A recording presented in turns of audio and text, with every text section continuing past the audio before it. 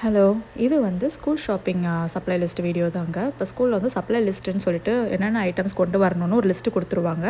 நம்ம கடையில் போய் அதை ஷாப் பண்ணிவிட்டு ஃபஸ்ட் டே ஆஃப் ஸ்கூல் வந்து நம்ம போய் அதை கொடுத்துடணும் கிளாஸில்.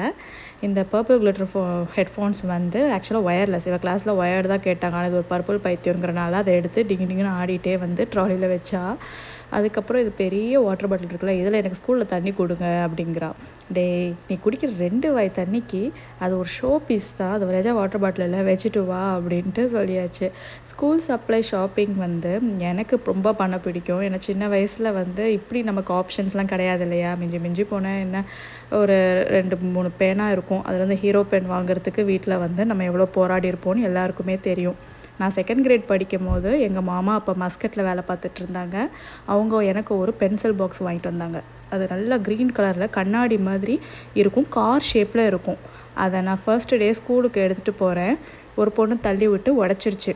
அதை நினச்சி 2 வாரம் எனக்கு தூக்கமே இல்லை. அவ்வளோ மனசு கஷ்டமாக இருந்துச்சு.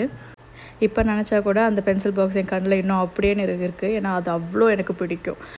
மோஸ்ட்டாக இந்த ஷாப்பிங் எல்லாமே இங்கே யூஎஸ்ஏல டேக்ஸ் ஃப்ரீ வீக்கெண்டுன்னு ஒவ்வொரு ஸ்டேட்டுக்கும் வரும். அந்த டைமில் போய் ஷாப் பண்ணுவாங்க. ஏன்னா கொஞ்சம் டேக்ஸ் வந்து நமக்கு அப்போ ஷாப் பண்ணால் இருக்காது.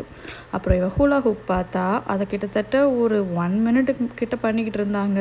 போதும் வாடா டைம் ஆயிடுச்சுன்னு வீட்டுக்கு கிளப்பி கூட்டிகிட்டு வந்தாச்சு.